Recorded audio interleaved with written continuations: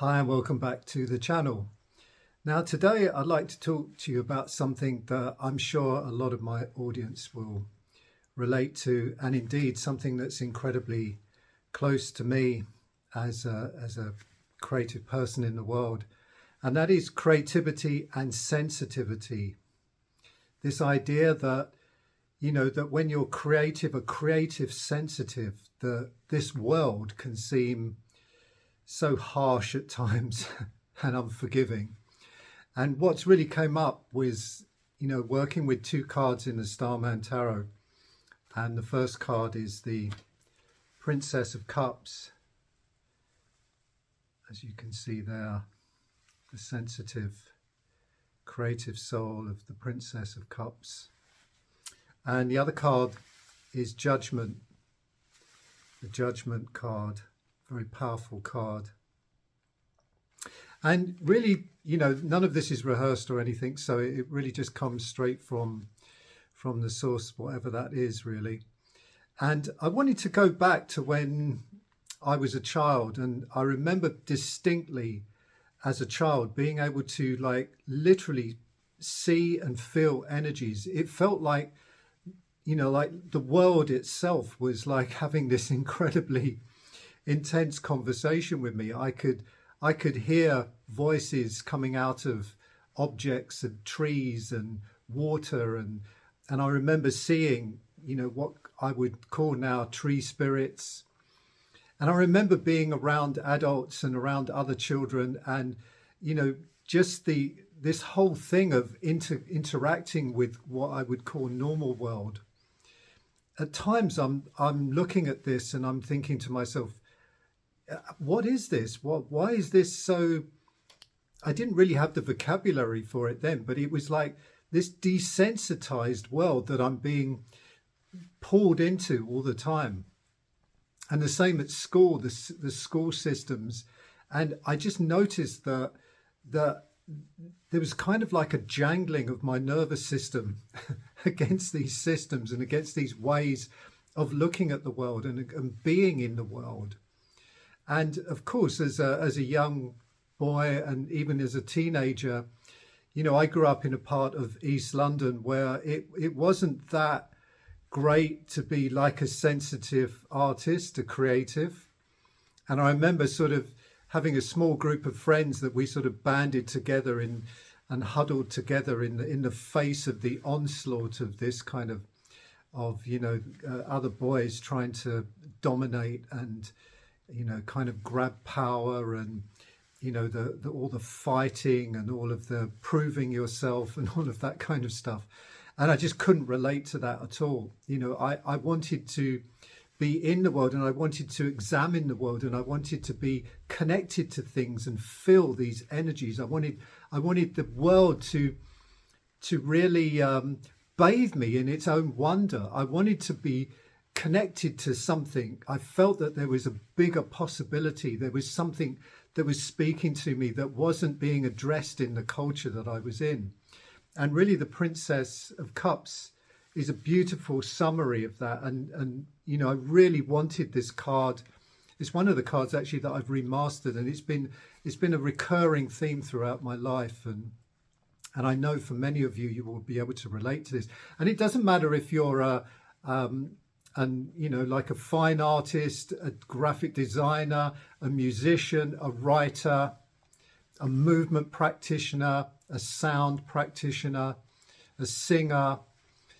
This is all the expression of the higher creative principle coming through us and wanting to be expressed through us, and us having to orientate ourselves in a world that is often very unforgiving, very rewarding of our endeavors and our attempts to express this thing that's coming through us. And it's so vivid and it's so visceral and it's so who we are at our deepest core. And yet somehow it seems like this ability to actually live that fully in the world, we bat up against so many obstacles. And I remember for a while, I literally had to shut myself down, and forge ahead in the world, especially when I left art college. It was, I think art college was a little way that, although it was very competitive in a way, I remember being, just in these crit meetings and stuff, and this enormous competitiveness, and I felt myself being drawn into that, and I didn't like the way I was in those situations, and I always felt, kind of alienated from, that kind of whole environment. And yet somehow, if I didn't participate in it, it was like, it was like you can't get ahead, you can't do the things, you won't be able to express yourself. And what I'd like to really address in this with these two cards, very, very important things that come up. And let's just start with, again, going back to the Princess of Cups. Now, this idea of being able to see the world and experience the world on these multi-dimensional levels. And I believe that we all have these, it's part of our human makeup. It's part of our expression as living beings and entities in the world. And yet the world as it is, with all its wonderful madness and confusion and complexities, is often such a difficult environment for us to navigate. And it seems that the dominating, the one who can dominate is the one who flourishes, and then the ones who associate themselves with the ones who can dominate are also, and now, this is amplified now with social media and all of this idea of the influencer and how the person that can get out there and do their stuff and show their stuff, make their mark in the world. And and then sometimes we can just, it's kind of, I think they have this idea of compare and despair, that one can be looking through these platforms and you just think, oh my God, it's like, it's so overwhelming. There's these people are just so good at getting in front, and they're so good. And I'd like to offer you a way, and I'm going to call this to triumph. And this is in the sense where the judgment card comes in. And it's that moment where you see that actually this creativity, this intense sensitivity to whether you're able to tap into like these other dimensions of being, whether it's the spiritual world, the dream world, or whether you've just got this incredible vivid imagination that wants to be expressed. And once you begin to see these things differently, and rather than clashing up against this culture, I began to look at these things very differently. And it took me a long time, and I hope it doesn't take you as long as it's taken me, but it took me a long time to actually understand that this intense sensitivity, this thing that wanted to live through me, and this thing that actually turned up the volume to my experience of life, was actually kind of like a superpower. And instead of shutting it down, it let it come out. And the more I allowed it to come out, the more I encouraged it even to come out. And this is interesting because Socrates talks about this when he talks about the idea of the daemon. And the idea of the daemon is like, you could call it this higher principle, this will of life. I talk about that a lot. Like Schopenhauer talked about it a lot, a philosopher called Schopenhauer. The will of nature that wants to come. What does it want to come? What does it want to create through you? And you see this, I never really understood that I could have prior to getting this kind of, moment of judgment on the road, the kind of road to Damascus moment, where suddenly there was kind of like an opening and I saw very clearly. And, Socrates and Plato talk about this a lot in there, especially, I think, obviously Plato's talking about describing his experience of Socrates, and the idea that you can enter into a relationship with this, a very real relationship, where rather than it's overpowering you and this whole thing of, you feel overwhelmed in this world by it, you start to enter into a relationship with it. and you start to sort of have the conversation where you say, yes, okay, I'm willing to do your bidding. You know, there's a great joy in being able to do the bidding of the higher self, the higher principle, but there has to be some bargaining within that as well. So it will just drive you into the ground if you let it, because it's not so, I don't mean this in a kind of, but it's not so concerned with your well-being. It's actually concerned with what it wants to express. And these vessels that we find ourselves in have all kinds of sensitivities, have all kinds of conditioning, cultural conditioning, family conditioning, so many complexes in a way. And we can use the word complexes that, you know, these things that make us complex, you know, and we talk about an office complex, you know, when it's become associated with something bad, but actually it's something that makes us rich and valuable and interesting and dynamic in the world. And it comes up against all of that. And so when I found out I could actually enter into a kind of negotiation with that and say, yes, I want to do I'm willing, I'm here, I'm available to do your bidding, but you have to help me. You have to help me set up the environment in which I can operate, in which I can really make this happen. So that's number one. The other thing that I realized, and going back to the judgment card here, was that the biggest judge of anything was me, my self-judgment. So I was already judge, jury and jailer before I'd even set foot anywhere. And although I was starting, you know, to see that often the world wasn't very receptive to certain ideas, especially the kind of radical way out ideas, creative, artistic ideas or whatever, it's not personal. And I would take it personally and I would judge myself and say, oh, you know, you're not, you know, these great things don't happen to you. And this is, you know, you're not meant to do, and you didn't present it properly and you've done this and you've done that. Very, very self-judgmental. And it wasn't until I started to have this different relationship that I thought, well, actually, none of this is really personal, yeah? And I can sit within that and you almost like get a bird's eye view of it, yeah, and see it from a different angle. And the judgment that I would put upon myself, I could let that go. But there was a bigger judge in the mix, in a sense. And it was kind of like the idea of judging the world as an opportunity, as a possibility, as an opening, as, like I've said in other videos, like part of a conversation that I'm having. And there'll be some parts of that world that are incredibly receptive to the conversation. There'll be other parts that aren't. And so just coming to see that there's this whole entire dynamic, and it's not just about me.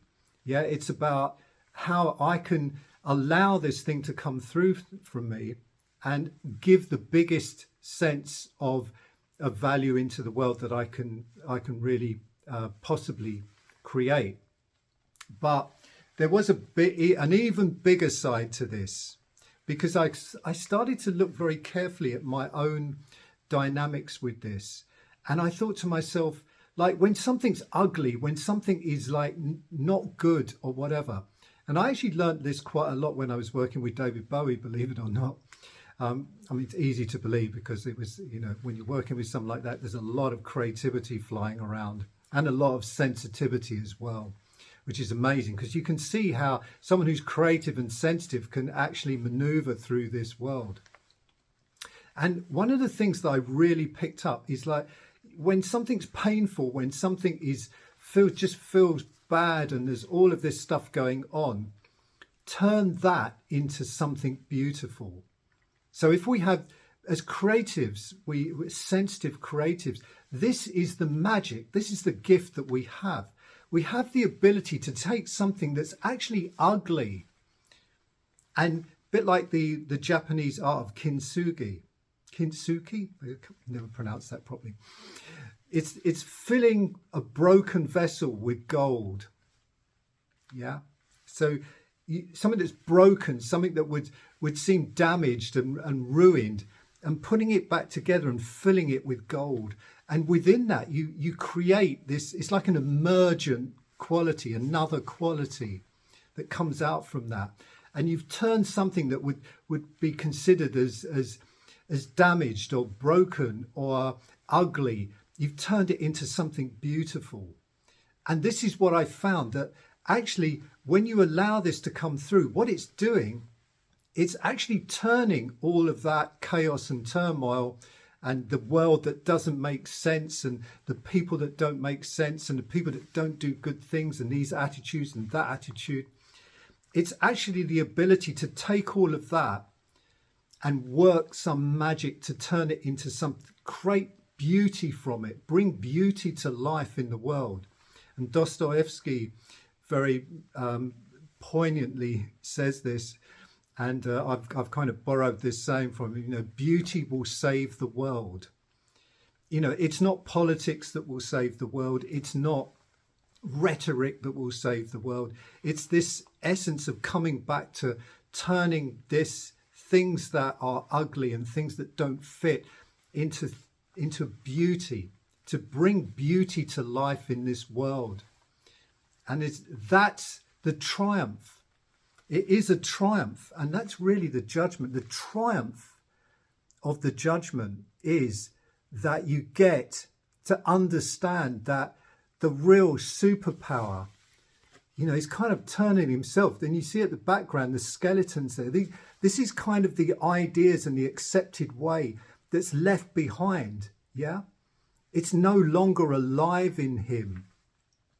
And it's that revelation of understanding that all of that, the judgment is the judgment of how you turn this ugliness, this thing that doesn't fit, this thing that doesn't describe who you are, that doesn't touch your heart and stir your soul. You turn those things into something of beauty. You bring them to life. You bring life to life through your creative spirit. And you'll realize that the more you do that, your creative spirit is so strong. It's so vibrant. It's so wonderful. It's such a miracle. So this sensitivity, this sensitivity is such a gift. It's such a gift. Can you imagine not having that and having to go through life without that? And I sometimes look at things, I look at systems, I look at people, and I think, my goodness, they just haven't got that. And no judgment. That's not. It takes all of us, all these different dynamic parts of humanity to make up the world. But if you're someone who's creative and sensitive and you feel yourself adrift in this culture, this is the antidote. This is the elixir. This is the panacea. But it is the actual panacea. It's the healing elixir that brings the world to life. It brings the creative spirit to life in the world. And you have the ability to do that. And it transforms everything. It turns everything around. It makes those hard moments. How do you turn those into something beautiful, something rich and alive with the creative spirit? And it's a whole different way of showing up in the world. And it really does transform everything. It transforms the entire world. It's like you start to see the world as an opportunity to create beauty. And where there isn't beauty, where this beauty isn't acknowledged, it means that you can set foot in these territories, these seemingly unyielding territories, these hostile territories, these territories that don't seem receptive to your ideas or your work or what's going on. And you can bring beauty to life in those. And it doesn't always get rewarded financially. This is the other thing. But when it does get rewarded financially, it's like you've been paid twice. You've been paid first with the absolute exuberance of bringing some beauty to life in the world, something wonderful, something beautiful, exposing the undercurrent of wonder that literally travels through everything. You get to show people that, you get to demonstrate that, you get to bring that into existence, and show it clearly, visible, and like I said, visible and visceral for people.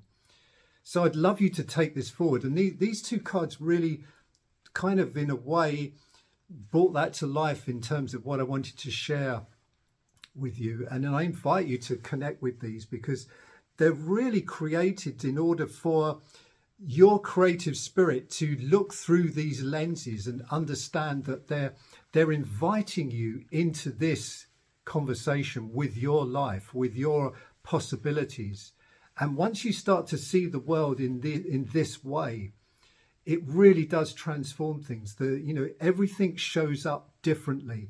Now, it doesn't mean everything just shows up nice and easy, because you have to work at this. It's not just going to arrive, wholesale. It's like you have to work at it. But the more you work at this, and the more you allow your creativity, this kind of like doing a bargain with it. Say, yes, I'm going to turn this into something beautiful. And the more it sees that happening, and the more it sees that expression coming to life, the more it opens up the world for you. This is what I was talking about earlier on, with kind of making a deal, coming to an arrangement and saying, yes, okay, I'm going to do this, yeah, but you have to help me. So you have to place me where it's needed, for example.